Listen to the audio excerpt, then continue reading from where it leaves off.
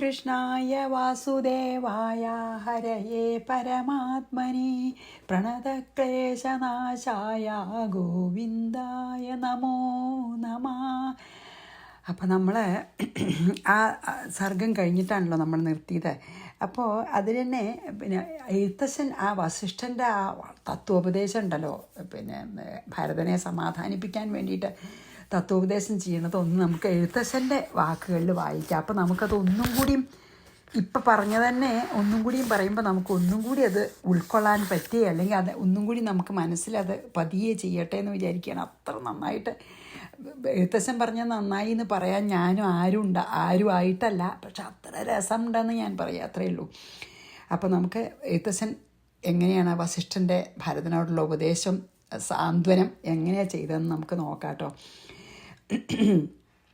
അങ്ങനെയാണ് ആദ്യത്തെ ആ ഒരു വരി. ഖേദം മതി മതി കേളിതു കേവലം, നീ ഖേദിക്കേണ്ട, അത് കേൾക്കൂ എന്ന് പറഞ്ഞു അല്ലേ. എന്നിട്ട് എന്താ, വൃദ്ധൻ ദശരഥനായ രാജാധിപൻ സത്യപരാക്രമൻ വിജ്ഞാനവീര്യവാൻ മർത്യസുഖങ്ങളാം രാജഭോഗങ്ങളും ഭുക്ത്വാ യഥാവിധി യജ്ഞങ്ങളും ബഹൂകൃത്വാ ബഹൂധന ദക്ഷിണയും മുദാ ദത്വാ ത്രിവിഷ്ടപം ഗത്വാ യഥാസുഖം.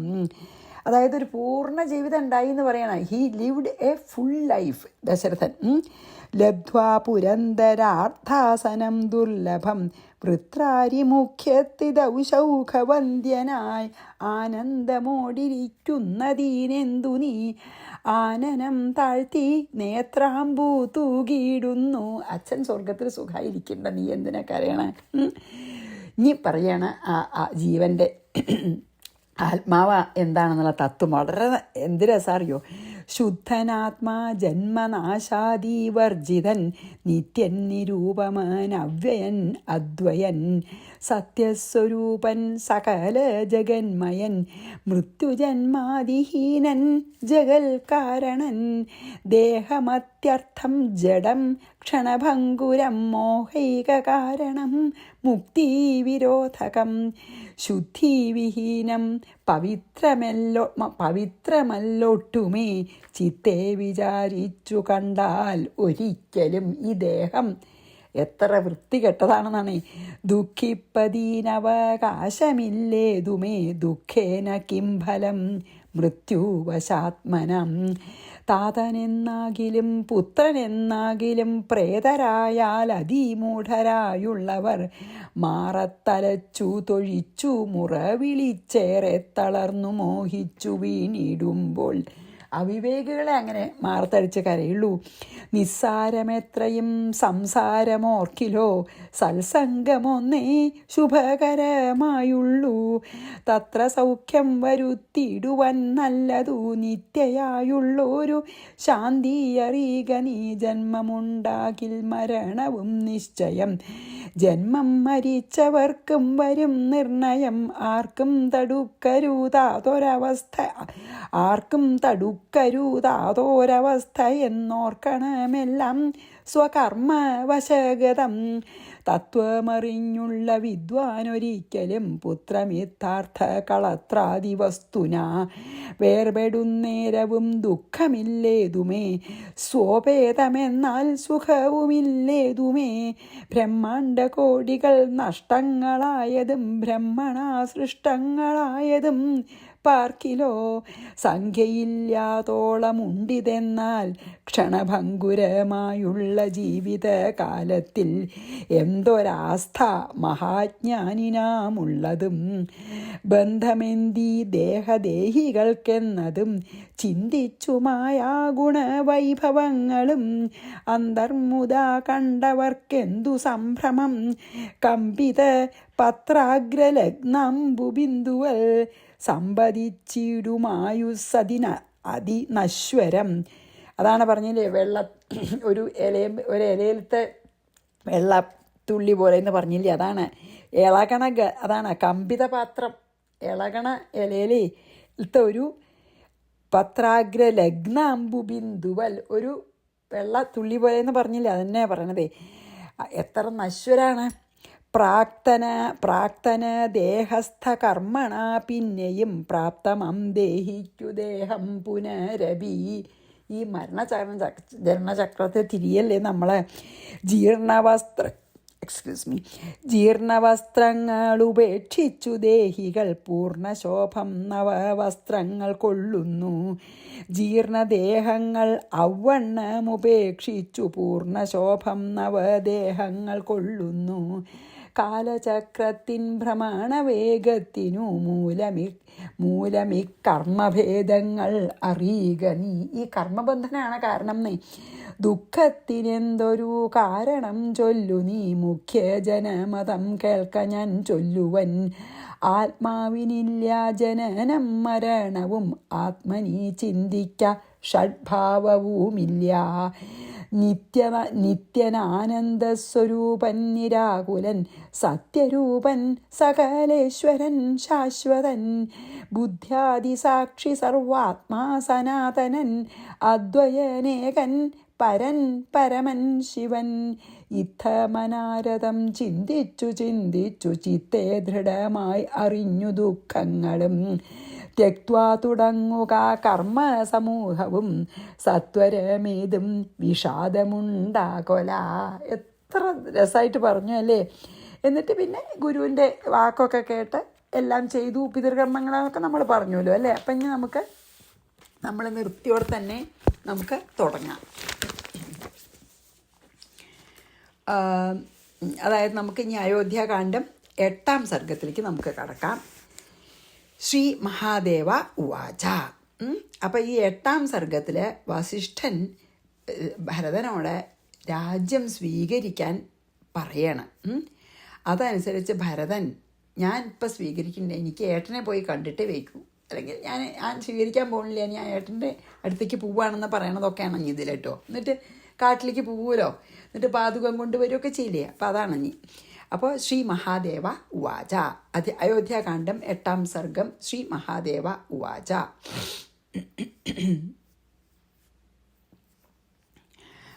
അപ്പോൾ എന്താണ് ഇവിടെ ഒന്നും കൂടി ഞാൻ ചെല്ലാം. എന്താ പറയുക? കൃഷ്ണായ വാസുദേവായ ഹരയേ പരമാത്മനെ പ്രണതക്ലേശനാശായ ഗോവിന്ദായ നമോ നമഃ.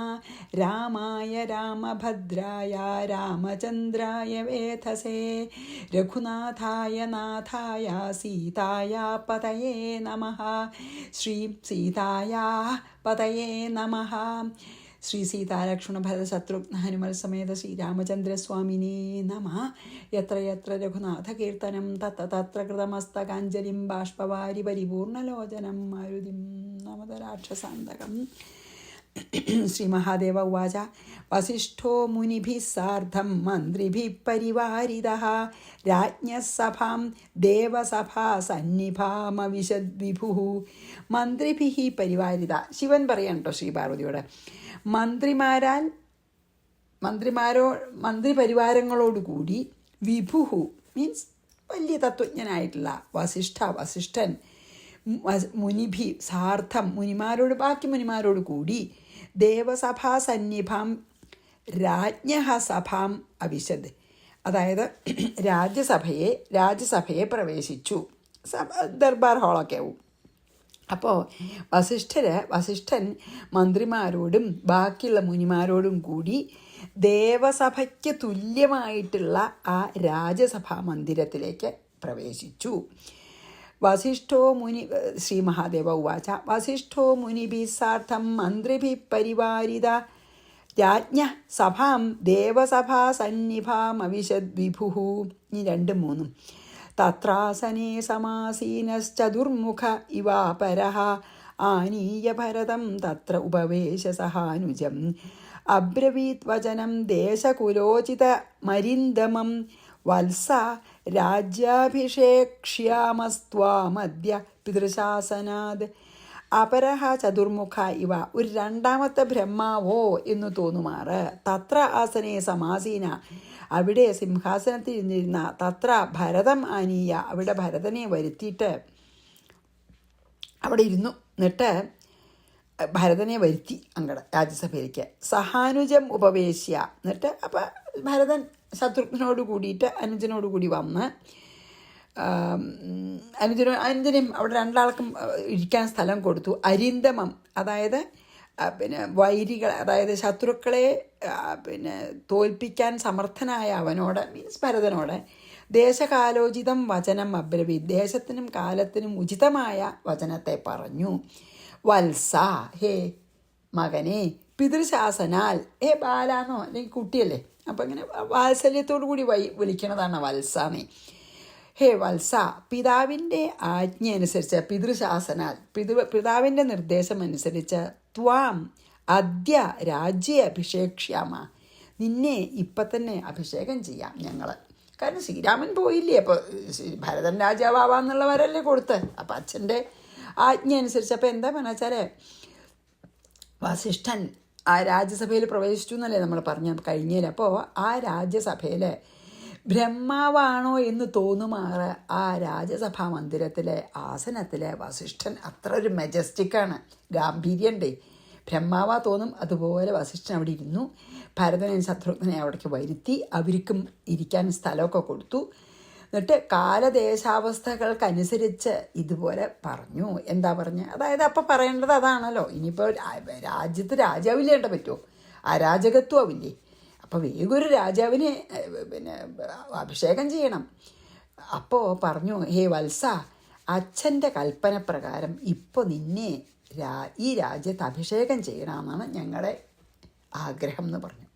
ഞങ്ങൾ നിന്നെ അഭിഷേകം ചെയ്യാനായിട്ട് ആഗ്രഹിക്കുന്നു എന്ന് പറഞ്ഞു. കാരണം അതാണല്ലോ അച്ഛൻ്റെ ആഗ്രഹം, അതാണല്ലോ വരം.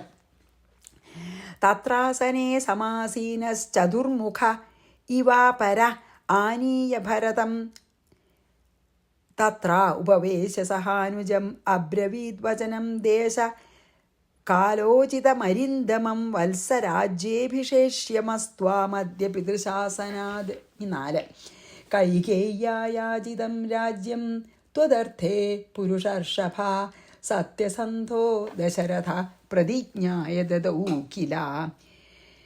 പുരുഷർഷഭ, ഹേ പുരുഷ പുങ്കവ അല്ലെങ്കിൽ പുരുഷശ്രേഷ്ഠ, ത്വദർത്ഥേ നിനക്കായിക്കൊണ്ട്, കൈകേയ യാചിതം രാജ്യം, കൈകേയി യാചിച്ചതാണല്ലോ നിന്നെ ആക്കണമെന്ന് കൈകേയിയുടെ അർത്ഥനയാണല്ലോ, കൈകേയി അർത്ഥിച്ച പോലെ. സത്യസന്ധ ദശരഥ, അപ്പോൾ സത്യസന്ധനായിട്ട് ദശരഥ മഹാരാജാവ് പ്രതിജ്ഞ ചെയ്യുകയും ചെയ്തു. തരാം, നിൻ്റെ മകൻ തന്നെ രാജാവായിക്കോട്ടെ, ഞങ്ങളെ അറിയിച്ചു. എന്നിട്ട് ഞങ്ങളോട് പറഞ്ഞു ഭരതനെ രാജാവാക്കി വാഴിക്കണമെന്ന്. ദദൗ കില, അങ്ങേക്ക് ദാനം ചെയ്തുല്ലോ രാജ്യം. എന്താ പറഞ്ഞാൽ വെച്ചാൽ ഹേ പുരുഷശ്രേഷ്ഠ, ഭരതനെ വിളിക്കുകയാണ്. പിന്നെ വസിഷ്ഠൻ പറഞ്ഞു എന്നാണല്ലോ, നിനക്കായിട്ട് രാജ്യം കൈകേയി നിനക്ക് തരാനായിക്കൊണ്ട് കൈകേയി അച്ഛനോട് രാജ്യം ആവശ്യപ്പെട്ടു. സത്യസന്ധനായിട്ടുള്ള നിൻ്റെ പിതാവായിട്ടുള്ള ദശരഥ മഹാരാജാവ് പ്രതിജ്ഞ നിറവേറ്റി തരാമെന്ന് പറഞ്ഞു, പണ്ട് കൊടുത്ത വരല്ലേ. എന്നിട്ട് ഞങ്ങളോട് പറഞ്ഞു പിന്നെ എന്താണ് നിന്നെ രാജാവാക്കണം. അതൊക്കെ എല്ലാവർക്കും അറിയണതാണല്ലോ എന്ന് പറയാണ്. എല്ലാവർക്കും അറിയാം. കില എന്ന് പറഞ്ഞില്ലേ, ദദൗ കില, അതൊക്കെ നിനക്ക് അറിയാലോ, അങ്ങനെ ഉണ്ടായി ഇതൊക്കെ. കൈകേയ്യായാചിതം രാജ്യം ത്വദർത്ഥേ പുരുഷർഷഭ സത്യസന്ധോ ദശരഥ പ്രതിജ്ഞായ ദദൗ കില. 5 അഭിഷേകോ ഭവത്വദ്യ മുനിഭിർമന്ത്രപൂർവകം തശ്രുത്വാ ഭരതോപ്യാഹ മമ രാജ്യേന കിം മുനേ. മുനിഭി മന്ത്രപൂർവകം, അപ്പം മുനിമാരൊക്കെ ഇവിടെ ഉണ്ട്, എൻ്റെ കൂടെ വന്നിട്ടുണ്ട്. അവരൊക്കെ അദ്യ അഭിഷേകം ഭവതു, മുനിമാരോട് കൂടിയിട്ട് ഞങ്ങളിപ്പോൾ മന്ത്ര ഉച്ചാരണത്തോട് കൂടിയിട്ട് അങ്ങേ രാജാവായിട്ട് അഭിഷേകം ചെയ്യട്ടെ. തത് ശ്രുത്വ ഭരത അഭിഹ, അതങ്ങോട്ട് പറഞ്ഞപ്പോൾ ഭരതൻ പറഞ്ഞു, മുനേ രാജ്യേന മമ കിം, എനിക്ക് രാജ്യം കൊണ്ട് എന്താ ആവശ്യം, എന്താ പറയണ അങ്ങ് എന്ന് പറഞ്ഞു. വസിഷ്ഠൻ കൂട്ടാക്കുണ്ടാവും, കുറച്ചൊക്കെ ഒരു വിഷമമൊക്കെ പറഞ്ഞു വെച്ചാലും വസിഷ്ഠൻ ഭരതൻ പിന്നെ അത് വേണ്ടാന്ന് പറയില്ല എന്ന് ഊഹിക്കുക. അതോ വസിഷ്ഠന് വരാൻ പോണതൊക്കെ അറിയാൻ ത്രികാലജ്ഞാനിയാണ്, ചിലപ്പോൾ അറിയുണ്ടാവും. എന്നാലും അവനവൻ്റെ ഒരു ഉത്തരവാദിത്വം പറയണമല്ലോ, പറയേണ്ട ഉത്തരവാദിത്വം ഉണ്ടല്ലോ, കുലഗുരു അല്ലേ പറഞ്ഞതാവും ഭരതൻ കൂട്ടാക്കില്ല എന്ന് അറിഞ്ഞാലും. അപ്പോൾ പറഞ്ഞു ഞങ്ങൾ ഇപ്പോൾ ഈ മുനിമാരും ഞങ്ങളെല്ലാവരും കൂടി മന്ത്രോച്ചാരണത്തോടു കൂടി അങ്ങേ അഭിഷേകം കഴിക്കട്ടെ എന്ന് പറഞ്ഞപ്പോൾ ഭരതൻ ഉടനെ പറഞ്ഞു, ഹേ മുനി, എനിക്ക് രാജ്യം കൊണ്ട് എന്താ ഫലമുള്ളതപ്പോൾ? അത്ര ദുഃഖമുള്ള പാവയേട്ടൻ പോയിട്ട്. അപ്പോൾ 5 വായിച്ച് നമുക്ക് 6, 7, 8, 9, 10, 11 ഒന്നിച്ച് വായിക്കണം, 6 അപ്പം അങ്ങനെ ചെയ്യാം. അഭിഷേകോ ഭവത്വദ്യ മുനിഭിർമന്ത്രപൂർവകം തച്ഛുത്വാ ഭരതോപ്യാഹ മമ രാജ്യേന കിം മുനി. ഇനി 6 ശ്ലോകം. രാമോ രാജാധിരാജശ്ച വയം തസ്യൈവ കിംകരാ ശ്വഃ പ്രഭാതേ ഗമിഷ്യാമോ രാമമാനേതുമം ജസാ അഹം യൂയം മാതരശ്ച കൈകേയീം രാക്ഷസീം വിനാ ഹനിഷ്യാമ്യധുനൈവാഹം കൈകേയീം മാതൃഗന്ധിനിം കിന്തു മാം നോ രഘുശ്രേഷ്ഠ സ്ത്രീഹന്താരം സഹിഷ്യത്തെ തച്ഛോഭൂതേ ഗമിഷ്യാമി പാദചാരേണ ദണ്ഡകാൻ ശത്രുഘ്നസഹിതസ്തൂർണം യൂയമായാതവാനവാ രാമോ യഥാ വനേ യാതസ്തഥാഹം വൽക്കലാംബരഃ ഫലമൂലകൃതാഹാര ശത്രുഘ്നസഹിതോ മുനേ ഭൂമിശായീ ജടാധാരീ യാവദ്രാമോ നിവർത്തതേ ഇതി നിശ്ചിത്യ ഭരത സ്തൂഷ്ണീയമേവാവതസ്ഥിവാൻ സാധു സാധ്വിതി തം സർവേ പ്രശംസുർമുദാന്വിതാഃ.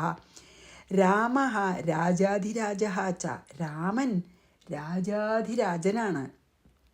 വയം തസ്യ കിംകര ഏവ, ഞങ്ങളൊക്കെ രാമൻ്റെ വെറും കിങ്കരന്മാർ, ഭൃത്യന്മാർ. രാമൻ രാജാധിരാജനാണ്, ഞങ്ങളൊക്കെ വെറും ഭൃത്യന്മാരെ, കിങ്കരന്മാർ.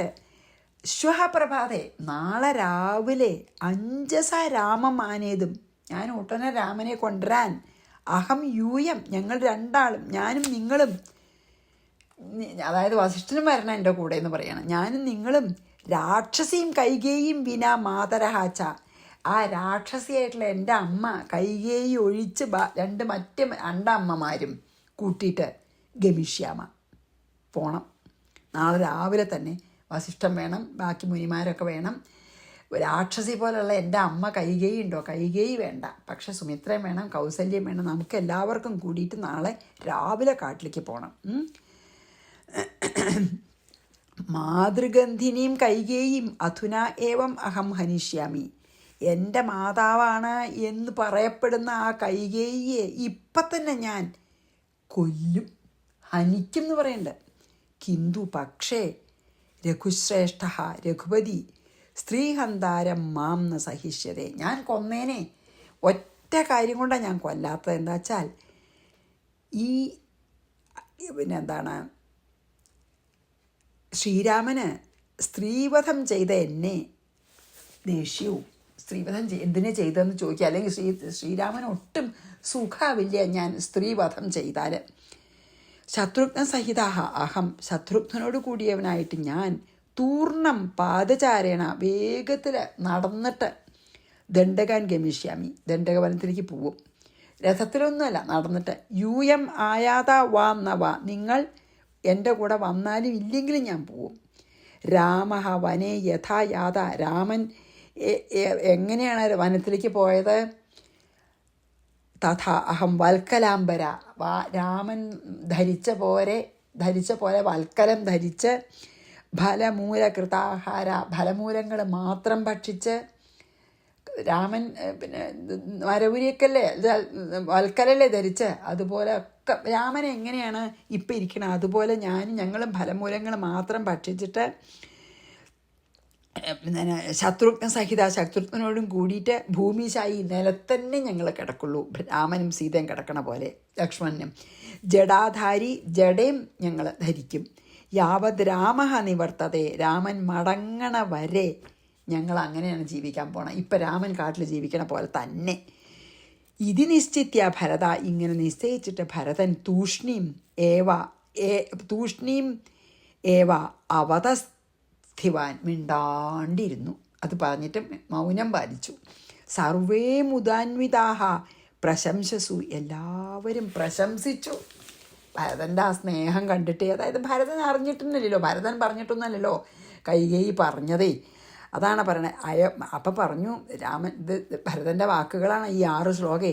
രാമൻ അയോധ്യയിലെ രാജാവ് ഒന്നുമല്ല, രാജാധിരാജൻ തന്നെയാണ് മഹർഷേ. ഞങ്ങൾ വെറും രാമൻ്റെ ഭൃത്യന്മാരെ, ദാസന്മാരെ. നാളെ നേരം വെളുത്താൽ ഉടനെ രാമനെ ഇങ്ങോട്ട് കൂട്ടിക്കൊണ്ടുവരാനായിട്ട് ഞാനും നിങ്ങളും അമ്മമാരും, കൈകേയി ഒഴിച്ച്, രാക്ഷസിയായിട്ടുള്ള കൈകേയിയെ ഒഴിച്ച് ബാക്കി 2 അമ്മമാരും എല്ലാവരും കൂടി നമ്മൾ നാളെ രാവിലെ പോകണം. കൈകേയെ ഞാൻ ഇപ്പം തന്നെ ഞാൻ കൊന്നേനെ. എനിക്ക് കൊല്ലാനാണ് തോന്നണേ, എനിക്ക് കൊല്ലാൻ ആഗ്രഹമുണ്ട്, ഞാൻ കൊന്നേനെ. പക്ഷേ അമ്മ എന്നുള്ള സ്ഥാനം ഉണ്ടെന്ന് മാത്രം, അതുകൊണ്ടൊന്നല്ല ഞാൻ കൊല്ലാത്തത്. സ്ത്രീഹത്യ ചെയ്താൽ ശ്രീരാമന് ഒട്ടും സുഖമില്ല, ഞാനൊരു സ്ത്രീ കൊന്നാൽ. അതുകൊണ്ട് ഞാൻ കൈകേയിയെ കൊല്ലണില്ല. അപ്പോൾ നാളെ വെളിച്ചായ ഉടനെ ശത്രുഘ്നനെ ഞാനും നടന്നിട്ട് ദണ്ഡകവനത്തിലേക്ക് പോവും. എന്നിട്ടോ നിങ്ങൾ വന്നാലും ഇല്ലെങ്കിലും ഞങ്ങൾ പോവും, എന്തായാലും ഉറപ്പിച്ച് പറയുന്നുണ്ടല്ലേ.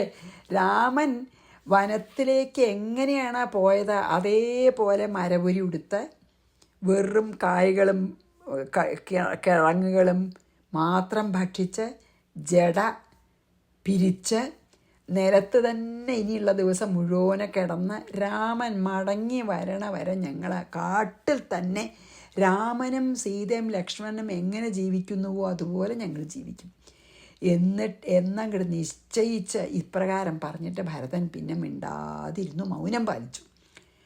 അവിടെ കേട്ടോര് മുഴുവൻ ശരിക്ക് പറയാച്ചാൽ ഭരതനെ നന്നായിട്ട് പ്രശംസിക്കുകയാണ് ചെയ്തത്. ഭരതൻ്റെ ആ ഒരു ത്യാഗമനോഭാവവും സഹോദരനോടുള്ള സ്നേഹവും ബഹുമാനമൊക്കെ കണ്ടിട്ട് അവരൊക്കെ പ്രശംസിച്ചു എന്ന് പറയുകയാണ്. അപ്പോൾ ഈ 6 വായിച്ച് നമുക്ക് മേബി ഒന്നും കൂടിയും ചെയ്യാൻ പറ്റിയെന്ന് വരാം. ഒരു ശ്ലോകം കൂടി.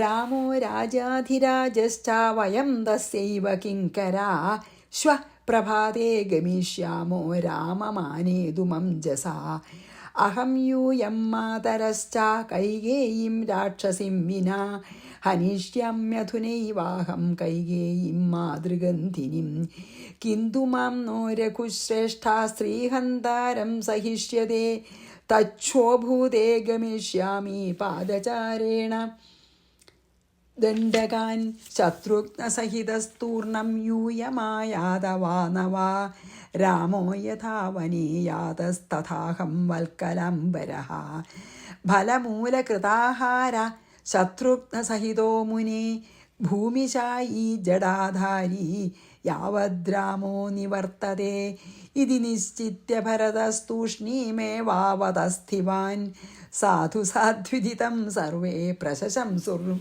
മുദാന്വിതാഃ. 12. തതഃപ്രഭാതേ ഭരതം ഗച്ഛന്തം സർവസൈനികാഃ അനുജഗ്മുൻ സുമന്ത്രേണ നോദിതാ സാശ്വകുഞ്ചരാഃ. തഥാ പ്രഭാതേ, അനന്തരം പിറ്റേ ദിവസം രാവിലെ, ഗച്ഛന്തം ഭരതം പോകുന്ന ഭരതനെ സുമന്ത്രേണ നോദിതാഹ സർവസൈനികാഹ, സുമന്ത്രൻ പറഞ്ഞിട്ട് എല്ലാ സൈന്യങ്ങളുമായിട്ടാണ് പോയത്. സൈന്യങ്ങളൊക്കെ പിന്നാലെ പോയി ഭരതൻ്റെ. സാശ്വ കുഞ്ചരാഹ, അതായത് പിന്നെ കുതിരകളും ആനകളും കൂടി, സൈന്യങ്ങളും എല്ലാവരും കൂടി പോയി. അതായത് വലിയൊരു സൈന്യം പടയായിട്ട് അങ്ങോട്ട് പോയി. പിന്നാലെ അനുജഗ്മു അനുഗമിച്ചു. പിറ്റേ ദിവസം രാവിലെ ഭരതൻ കാട്ടിലേക്ക് പുറപ്പെട്ടു. അപ്പോൾ സുമന്ത്രരുടെ ആജ്ഞ അനുസരിച്ചിട്ട് കുതിരപ്പട്ടാളവും ആനപ്പട്ടാളവും ഭരതൻ്റെ മുന്നിലും പിന്നിലും ഒക്കെ ഒപ്പം നടക്കാൻ തുടങ്ങി. കാട്ടിലേക്ക് ഭരതനെ അനുഗമിക്കുന്നുണ്ട് കേട്ടോ. അപ്പോൾ നമുക്ക് ഇവിടെ നിർത്താം. ഇനി നമുക്ക് ബാക്കിയുള്ളവരും കൂടി കൗസല്യ, പിന്നെ സുമിത്ര, പിന്നെ വസിഷ്ഠനൊക്കെ പോവും. അപ്പോൾ നമുക്കിവിടെ 12 വായിച്ച് ഇന്നത്തെ നിർത്താം. തതഃപ്രഭാതേ ഭരതം ഗച്ഛന്തം സർവസൈനികാ അനുജഗ്മു സുമന്ത്രേണ നോദിതാ സാശ്വകുഞ്ചരാഹ. അതായത് അശ്വം കുഞ്ചരം, ആനപ്പട്ടാളവും കുതിരപ്പട്ടാളവും കാലാളും എല്ലാം, എല്ലാ സൈന്യം കൂടി ഇങ്ങോട്ട് പിന്നാലെ പോയി. മുമ്പിലും പിന്നിലുമായിട്ട് നടന്നു ഭരതനെ രക്ഷിക്കാനായിട്ട്. അങ്ങനെ പോയി എന്ന് പറഞ്ഞ് നമുക്കിവിടെ നിർത്താം. ശ്രീകൃഷ്ണാർപ്പണമസ്തു. സർവത്ര ഗോവിന്ദനാമ സങ്കീർത്തനം. ഗോവിന്ദ ഗോവിന്ദ. ശ്രീ സീതാലക്ഷ്മണ ഭരത ശത്രുഘ്ന ഹനുമൽ സമേത ശ്രീരാമചന്ദ്രസ്വാമിനി നമ. ഗുരുവായൂരപ്പ ശരണം.